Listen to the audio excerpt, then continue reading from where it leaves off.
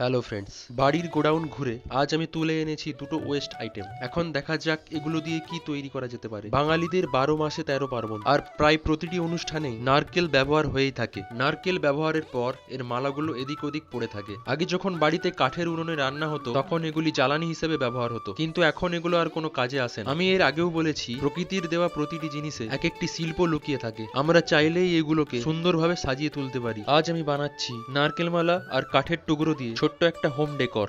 এখানে আমি দেশলাই কাঠি, কাগজ আর মাস্কিং টেপ ইউজ করে গাছের একটি বেস বানিয়েছিলাম। এরপর মোল্ডেড ক্লে দিয়ে গাছের পাতা আর গুঁড়িটিকে ডিজাইন করেছি। ভেতরের দিকে আকাশের একটি ব্যাকগ্রাউন্ড তৈরি করার জন্য স্কাই ব্লু কালারের উপরে সাদা দিয়ে মেঘ তৈরি করেছি। এর অপোজিট সাইডে ব্ল্যাক কালার করার পর গোল্ডেন কালার দিয়ে স্পঞ্জ করেছি। আজ যখন নারকেল মালা প্রসঙ্গে কথা বলছি, আরেকটা পুরনো স্মৃতি মনে পড়ে যায়। আমাদের বাড়িতে 4-5 বছর আগে অব্দি 4টে বড় বড় নারকেল গাছ ছিল, আর যেগুলির জন্য আমাদেরকে কখনো কোনো রকম ভাবে নারকেল কিনতে হয়, কিন্তু বর্তমানে সেগুলি উন্নয়নের জোয়ারে ভেসে চলে গেছে।